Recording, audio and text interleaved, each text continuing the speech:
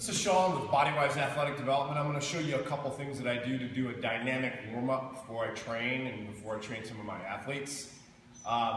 This basic sequence that I'm going to show you is called Surya Namaskar, and I'm going to build on it a little bit. Surya Namaskar means sun salutation. It comes from the Hatha Yoga tradition, and this utilizes a lot of vinyasa-oriented types of practice nowadays. So hopefully you enjoy. Again, this is just a basic way to warm up the body in a dynamic fashion without holding stretches for too long. Again, you're kind of moving in and out of different movement patterns. You could refer to this as joint mobility. And it's a great way to kind of just warm up the body. Even just 5 to 10 minutes of this every single day will do and work wonders for your body and for your mind, since the two are really truly connected. But nonetheless, I'll show you the traditional Surya Namaskar, and then I'll kind of build on it, and you can incorporate this into your own warm-ups and start to, again, just open up the body and get it ready for movement. So today I'm doing deadlifts, I'm going to do some farmer carries, some stone work, and I need to make sure that my body is really ready for that task at hand. But here I go without further ado. My breath leads the movement. As I exhale, I'm folding at the hips. I step my right leg back. I place the right knee down onto the mat. For now, I'm going to leave my toes tucked. Now, let's say you have tight hips or any knee issues. You need to make sure the front knee never goes past your toes. It could go up to the toes, but preferably you want a vertical shin perpendicular to the floor. From here, if you'd like, you can have your hands here on your thigh, here at the heart, or here overhead, elongating the fascial tissue in the body, and you just hold for a breath or two. For the sake of this video, I won't hold too long. Then you place your hands down, the fingertips are spread wide. You step one leg back, you lower to the knees, and now my knees and my toes and my palms are down. So from here, I lower with keeping my tailbone high, and then I slither forward like a cobra. The tops of my feet are down now. My thighs are down, and I elongate into what is called cobra. From here, I'll come back to the knees. This is called table. I'll tuck the toes. I'll come into what is referred to as downward dog. And then I'll step my other foot forward, which is the right leg now. Place the left knee down onto the mat. And again, checking my alignment. Maybe I'll stack my hands. Maybe I'll place my hands at the heart. Maybe I'll reach my arms high overhead. And it's important to, again, be breathing these movements, so you're warming your breathing muscles up. You're warming up the fascia in the body. And I exhale down, step my back foot forward, and then I reach my arms high overhead. Place my hands together in the beginning posture. That's half of a Surya Namaskar. So we go up on an inhale, fold on an exhale. Now I step back, my left leg, my right foot stays forward, so I double this side. This is just the traditional method. You could do the same pattern each time as the first round. I don't think it really matters, but I like to double up on the right as it's prescribed in the Hatha Yoga texts. And then again, you just slide the front leg back, you lower to the knees, chest, chin, tailbone still high. I slither forward like a cobra, elongate the spine. Again, I'm not holding these positions for too long. So for those of you who might have lower back issues, you can go somewhere between a full cobra, which is here, or somewhere in the middle, or even a baby cobra where you raise the palms off the side of the mat. I'll show this from the side as well. From here, again, exhaling into downward facing dog, stepping the left foot forward, right knee comes down. Again, you can stack or just move high. Exhale, the hands come down to the mat. Step your foot forward. Inhale, reach your arms high. Exhale, hands to the center. And again, that's 12 steps. That's the traditional Surya Namaskar. And that's the way the Bihar School of Yoga teaches it. There's other schools of thought out there. You know, sun salutation A, sun salutation B, from Ashtanga, Vinyasa, and that they all, I think, have their application. It just depends on the person. I like to take a little less of a muscular-oriented dynamic warm-up. So when I'm lifting heavy or lifting stones like I'm going to do today, I'm going to deadlift today, I'm going to farmer carry pretty heavy. I'm going to do this at this point about once a week, just because I'm not trying to lift for size or bulk. I just like to maintain what I have currently right now, maintain a reasonable strength level. But the fact of the matter is that I don't like to do something that's rigorous to warm myself up. I'm kind of in between the two, being really easy and using just enough to open up the body, just enough muscle to get the blood flow. So here it is from the side, and this time I won't describe through it, I'll just move through it.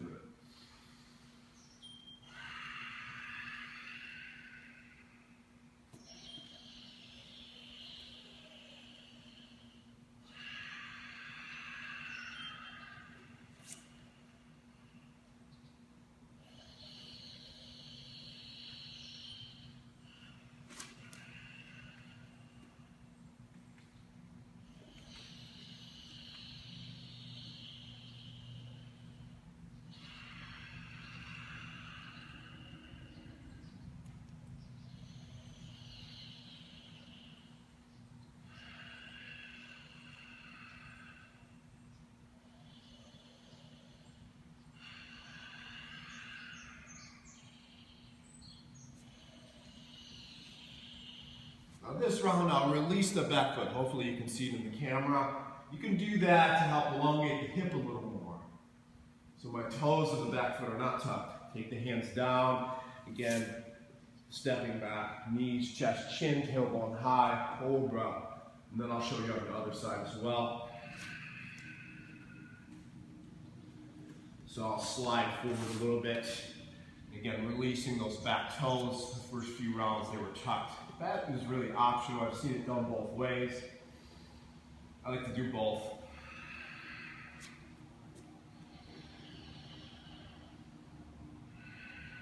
And again, that completes the Surya Namaskar. Now, again, to build on it just a little bit, you can start to add twisting movements to it. As you can see, my breathing is leading the movement. Strong inhales, strong exhales, but yet relaxed. So this is really important. Oftentimes when I teach this stuff to people, I see this, this really trying to draw the air in, and I think that comes from really our culture of trying to grab too much, trying to always do too hard.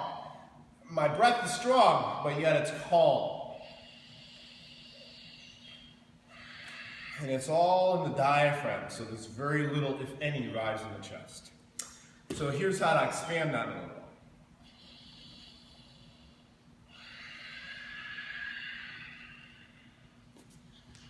You can keep one hand down, again, spreading the fingertips wide, pushing the palm down into the mat. I reach the left arm high, and I just add a twist to it. Maybe I hold for a breath or two. You don't want to hold these for too long. Again, this isn't really stretching. This is more mobility and sequencing movements together to warm the body up. And then you just follow the exact same sequence.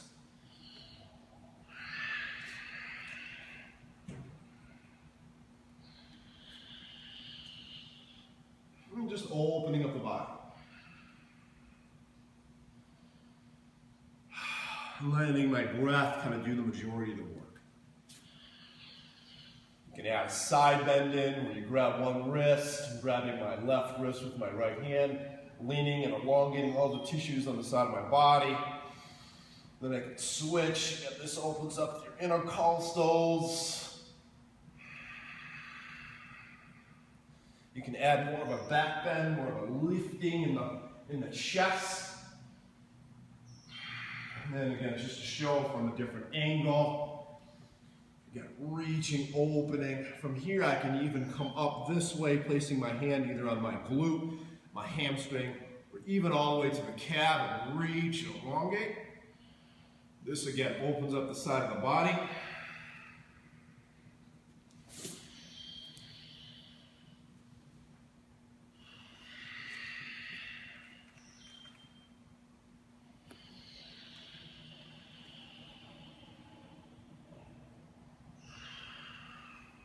Again, reaching for the foot if I wish.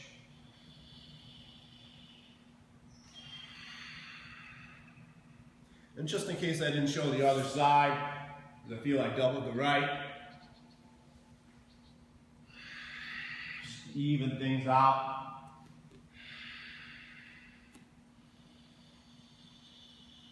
So again, opening. Fingers can be down. You can use a block if you feel compressed. You can place the whole hand down. Reaching, opening. Initially, at first, I'd recommend to go with the glute or the hamstring. Taking the hand down, stepping forward. And that's it. So if your body, again, if you're developing this relationship with your body, I'm sweating here a little bit, just again, moving through this, warming the body up. This really doesn't get the heart rate up really high. It just takes it to maybe more of like an aerobic level, if you will. But nonetheless, what that does is that just gets your blood flowing, gets the breath moving through the whole body, loosens up all the tissues, loosens up the muscles, prepares you for movement, prepares your whole body. You do that for 5 or 10 minutes. It's really all you need to do in order to warm up for the vast majority of the types of workouts that people are doing nowadays. Now you can add foam rolling or tissue work, self-myofascial release, SMR, and take a foam roller and do it that way. You can add that stuff either before or after this kind of work, depending on the person. What I like to do at the end of this is I like to shake the tension out of my body and just get a little wild with it. Like I like to work out by myself. To me, working out is one of the forms of meditation that I do daily. And just shaking off the tension. And people will do this naturally. Like you'll see, if you watch any fighting, any boxers, they're at the side of the ring, kind of getting ready for their bout or match to begin, and they'll just kind of do one of these numbers, right? Their culture's so, caught up on looking a particular way. I can give a shit what I look like right now. I'm just gonna shake out the tension. Let out some good exhales. Shake out the arms high. You gotta go right hand like I'm holding dice in my hand, left hand, shaking my leg out, shaking the other leg out. This is like a massage for the body. Breathing fully, really important to breathe fully. Maybe I let my hips shift side to side. Maybe I keep my heels down before they were bouncing like I'm jumping rope. Now my knees are bending and creating movement, my hips.